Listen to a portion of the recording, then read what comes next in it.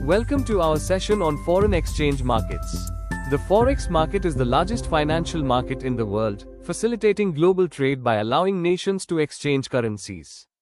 It transitioned from fixed to floating exchange rates in 1971 and today sees a staggering daily turnover of over $6 trillion. It operates as a 24-hour global network, spanning time zones from New Zealand to the United States.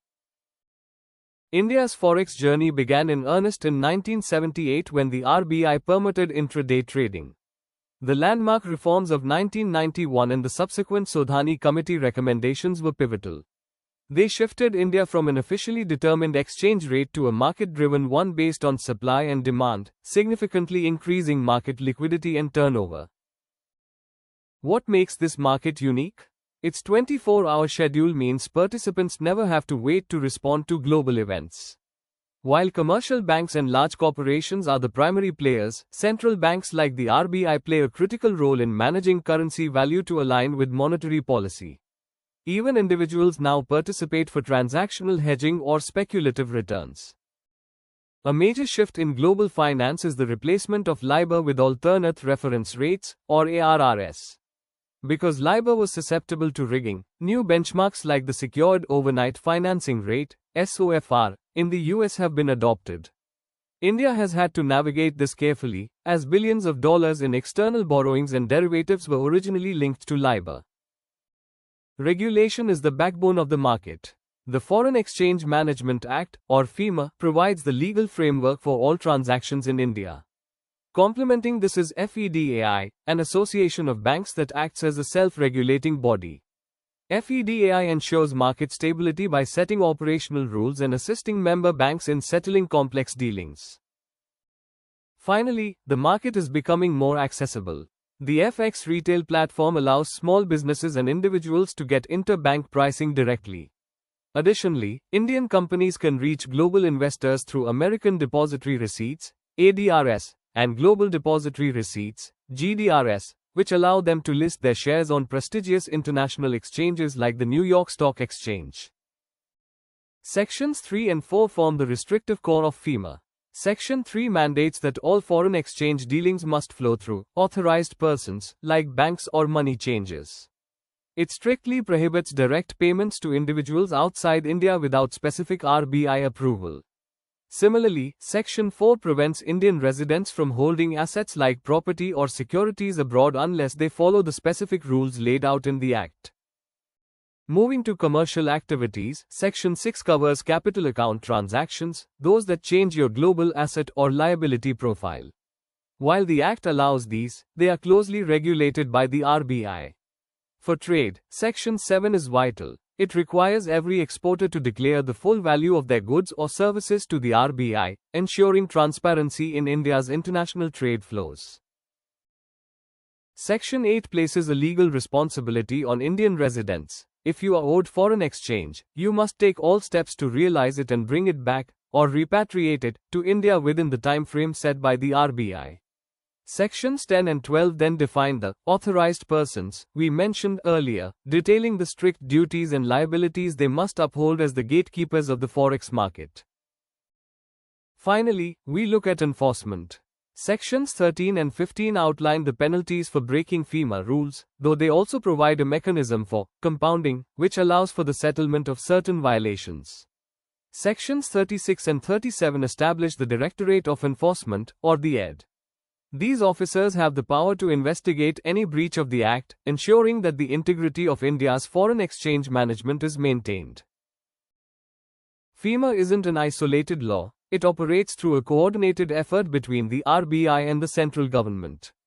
While the RBI focuses on the technical regulations of foreign exchange, the central government frames the broader rules. Together, these bodies, along with the Ministry of Finance, ensure that every dollar flowing in or out of India is accounted for and managed according to national policy. When rules are broken, the Enforcement Directorate, or ED, steps in. These officers aren't just investigators, they act as adjudicating authorities. This means they have the legal power to issue notices to anyone suspected of a violation, whether it's a breach of a regulation or a direct order from the RBI, and ultimately decide if a penalty should be imposed. The system is designed with checks and balances. If a person is unhappy with a penalty or an order from a lower level officer, they can take their case to the Special Director of Appeals. If the issue remains unresolved, the matter can be escalated further to the appellate tribunal. This ensures that every individual or corporation has a fair chance to contest legal decisions in a structured, judicial manner. It's important to remember that while the RBI is the ultimate controller of foreign exchange, it doesn't stand behind the counter.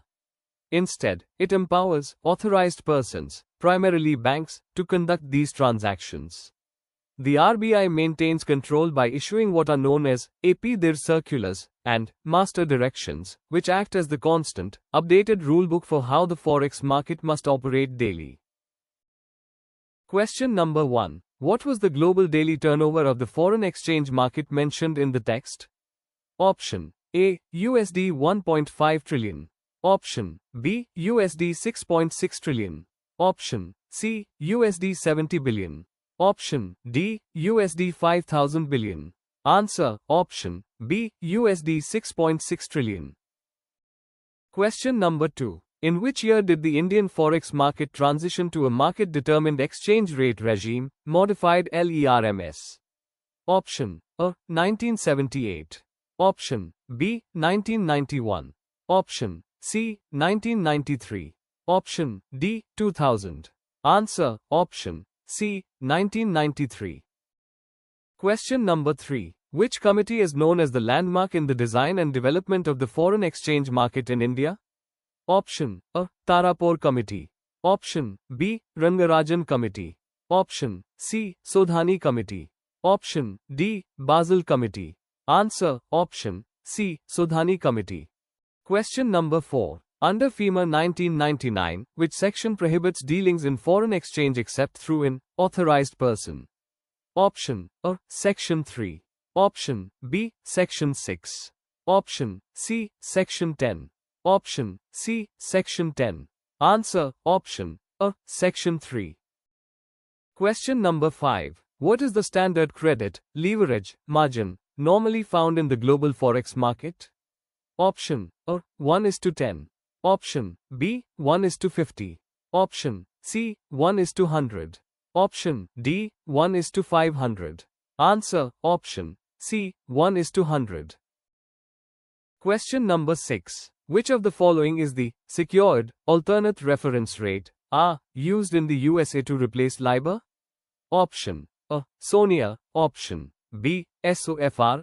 Option C. ESTR. Option D. TONAR. Answer. Option B. SOFR.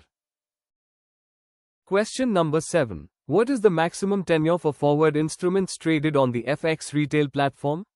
Option A. 3 months. Option B. 6 months. Option C. 12 months. Option D. 13 months. Answer. Option D. 13 months. Question number 8. In the US dollar index, USDX, which currency has the largest weight at 57.6%? Option A. Japanese yen. Option B. British pound. Option C. Euro. Option D. Swiss franc. Answer. Option C. Euro. Question number 9. What is the zero-fee transaction threshold for a customer using the FX retail platform in a single day? Option A. USD 10,000. Option B. USD 25,000. Option C. USD 50,000. Option D. USD 1 lakh. Answer. Option C. USD 50,000.